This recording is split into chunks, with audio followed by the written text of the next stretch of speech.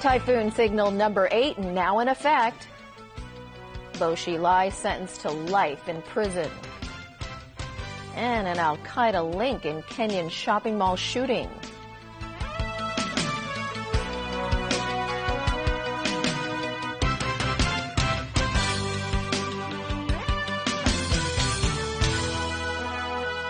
Good evening. The observatory has issued the number 8 northwest gale or storm signal as severe Typhoon Usagi edges closer to Hong Kong.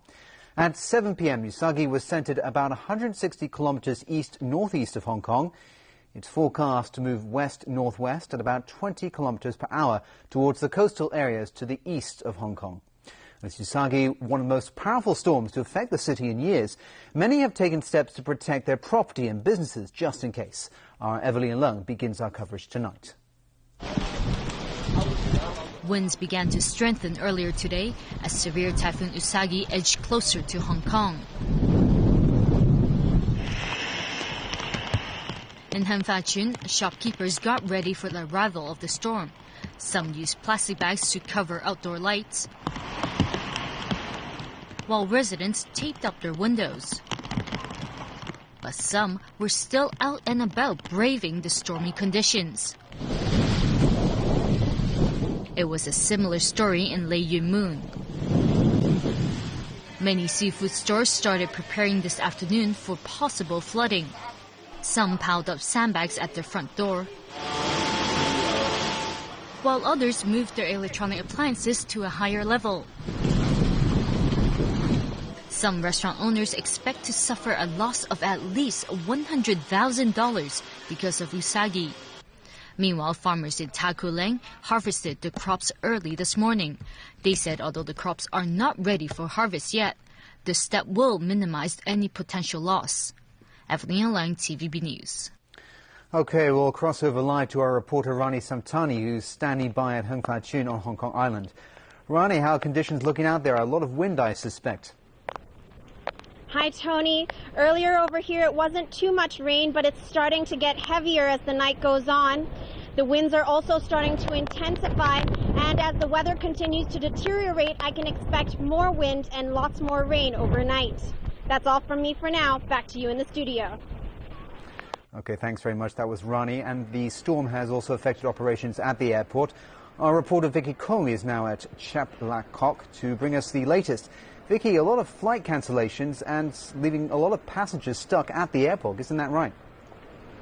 Yes, so as you can see, still a lot of tourists are actually waiting for standby flights behind me at the airport. Although, like a lot of airlines have already said they, advise their passengers not to wait here at the airport. So one of the Malaysian tourists we talked to earlier today said he will continue waiting here at the airport because he's desperate to go back home for a dialysis treatment. But then, even given his medical conditions, his airline actually said no flights can be arranged for him tomorrow.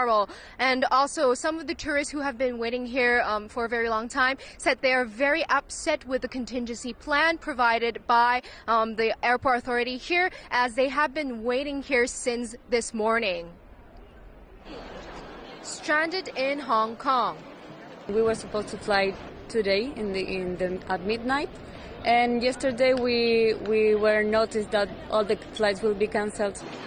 But some tourists did not know about the flight disruptions until they arrived at the airport this morning. No one is telling us what to do, and we're given a number, and yet they're not answering us. Traveling on a shoestring budget, this man is not happy that his carrier is not providing free accommodation and meals during the delay. If we have the money, we could go back to our hotel, but since we don't have that much, so we would be staying here. So we have to spend for the food. Cathay Pacific, Dragonair, Hong Kong Airlines and Hong Kong Express Airways announced the cancellation of all flights from 6 p.m. onwards today. But air transport is expected to gradually resume sometime tomorrow. The carriers also promised to waive rebooking fees and arrange new flights for affected passengers. Travelers are advised to check with their airlines and the Hong Kong Airport Authority website before heading to the airport. Yeah, so some tourists also criticized the airport authority for not being caring enough because some of them actually told us refreshment and blankets are not provided unless tourists actually ask for it. So they're very disappointed about this whole arrangement, and some of them also commented that Hong Kong, as a tourist hotspot, could have done better.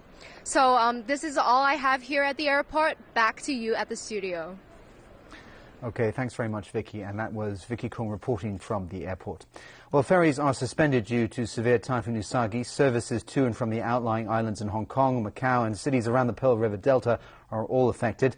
Locally, both Star Ferry and New World First Ferry announced they will stop services within an hour after the observatory raises the number 8 signal.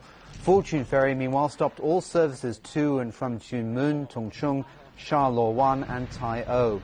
Tsui Wah ferry service cancelled services between Ma Liu Shui and Grass Island and Wong Shet, Ma Liu Shui and Tung Ping Chau. Meanwhile, Cotai Jet has suspended services to and from Macau and Hong Kong. Also, Chu Kong Passenger Transport cancelled trips between Hong Kong and Guangdong. Meanwhile, residents on the mainland are also feeling the power of Usagi. The storm is expected to make landfall in southern China late today or early tomorrow. Evelina Lung reports. Signs of Usagi edging closer to southern China are evident. In Fujian province, waves rose to several meters high. Strong winds toppled trees, damaging power lines along the streets. This caused blackouts for thousands. Parts of the exterior walls of some buildings fell off and flew into nearby vehicles. In Shenzhen, all outdoor amusement parks have suspended operation, and schools have been closed for 2 days. The National Meteorological Center has issued its highest alert, warning that Usagi will bring gales and downpours to coastal areas in the south of the country. The storm is expected to bring 300 millimeters of rain to Guangdong and could cause flooding in some areas. While the mainland is preparing for what is said to be the strongest storm in decades, Taiwan is recovering from the damage left by Usagi. Taitung and Tainan were the hardest hit areas. In Taitung, rocks and soil were washed into hotels, forcing hundreds of visitors to evacuate. Rainwater, meanwhile, flooded homes. In Henchan of Pingtung County, in the southern part of the island, residents have been suffering from a power blackout. Evelina Lang, TVB News. Well, on to today's other big story now, and former Chongqing Communist Party boss Bo Xilai has been jailed for life after being found guilty of bribery, embezzlement and abuse of power. He has also been deprived of political rights for life and has had his personal assets confiscated. The harsh sentence has been seen as a warning to avoid the controversy Bo got himself into, as Beijing draws a line under the country's biggest political scandal in decades. It was the conclusion to a case which enthralled the nation and destroyed the career of one of the country's most powerful men, who at one point looked destined to rise to the very top. Handcuffed and flanked by 2 police officers, Bo Xilai struck a defiant pose as the judges delivered their verdict today. The Jinan People's Intermediary Court found Bo guilty of taking bribes totaling 20.44 million yuan, either personally or through his family, between 1999 and 2012, embezzling 5 million yuan and abuse of power. A court spokesman confirmed the verdict when he addressed the media later in the day. The sentence was harsher than expected, given some had expected around 15 to 20 years, and suggests the party is making an example of Bo. So I think probably for Bo Xilai, the real meaning is the termination of his political life. The court sentenced Bo to life in prison on the bribery charges, 15 years for embezzlement and 7 years for abuse of power. He was deprived of political rights for life, and his personal assets were also confiscated. He will be eligible for parole in a decade. The court rejected Bo's defense that he didn't know about the millions in bribes from 2 business associates in the form of cash and lavish gifts. However, the court said a small portion of the bribes alleged by prosecutors were not proven in court. The court also found that Bo embezzled from a secret government project in the northeastern city of Dalian. Bo's downfall began in February last year, when his former top aide attempted to defect to the US consulate in Chengdu with information about his wife Gu Kailai's murder of British businessman Neil Haywood. Wang Lijun and Gu were found guilty and sentenced last year for their role in Haywood's murder and testified against Bo at his trial. But Bo refused to go quietly, denouncing the testimony against him. He repeatedly said he wasn't guilty of any of the charges, though he admitted making some bad decisions while in power. While Bo could have been given the death penalty, many felt this unlikely as the party didn't want to turn him into a martyr. Still, analysts believe Bo did himself no favours with his denial of guilt, which probably swayed authorities in giving him a harsh sentence. Bo has 10 days to appeal, but analysts don't expect the courts to overturn today's verdict, which effectively seals his fate. We now turn to Kenya, where a hostage crisis in a Nairobi shopping mall continues at this hour. A group of gunmen stormed the mall and began shooting and throwing grenades at shoppers, leaving at least 48 dead and more than 200 injured. The gunmen are still holding about 30 people hostage. A group with links to al-Qaeda has claimed responsibility for the attack. Sheer terror rang out in Kenya's capital of Nairobi when a barrage of gunfire erupted from inside the Westgate shopping mall. Somalia's radical rebel group Al-Shabaab, which has links to al-Qaeda, claimed responsibility for the attack. We have called all our staff who are off duty and on leave to come back and report on duty. Britain has offered Kenya help and expressed disgust over the attack. And a particularly callous, cowardly and brutal attack, targeting innocent people of all ages. Police say they are likely dealing with no more than 10 attackers who remain holed up in the mall. About 10 to 15 attackers were killed in a shootout with police. Somali Islamic extremist group Al-Shabaab vowed in late 2011 to carry out a large-scale attack in Nairobi. It wants to retaliate for Kenya's sending of troops into Somalia to fight the Islamic insurgents. Over to Germany, where voters look set to hand Angela Merkel a third term in the country's first national election since Europe's debt crisis erupted 4 years ago. Polling stations open at 8 a.m. today, and the first exit polls will be published by 6 p.m. Of the 62 million eligible voters in Germany, about a third describe themselves as undecided. Merkel and her conservative Christian Democratic Union appear likely to fend off a challenge from rival Peer Steinbrück. He is the leader of the Social Democratic Party. The vote is being closely watched by Berlin's European partners, with many hoping if Merkel wins, she will soften her approach towards struggling Euro states like Greece.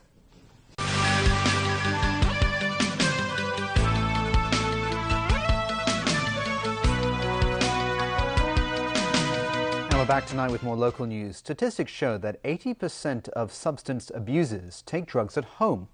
The Action Committee Against Narcotics plans to crack down on drug abuse through a community-based drug testing scheme. Rani Samtani has more details. The Action Committee Against Narcotics released a consultation document on Wednesday. It has proposed a community-based drug testing scheme, which is aimed at identifying drug abusers in a more efficient manner. Speaking to TVB News Today, the Action Committee's chairman, Daniel Sheck, says drug abuse is getting worse in Hong Kong. We see that the hidden nature of substance abuse has intensified. 4 years ago, we see that the median age of substance abuse when they were reported to the CLDA was 1.9 years. But last year, the median age was 4 years. It means that for those who have taken drug, they took longer to be reported to the CLDA.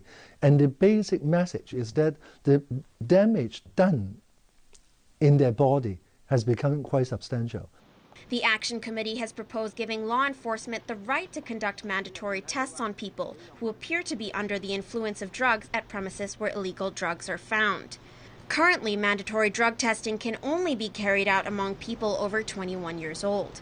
But Sheck believes it should apply to all ages. Sheikh said whether they are 18 or 21, they are still adults. And there is still room to review whether or not abusers will have second chances before they are prosecuted.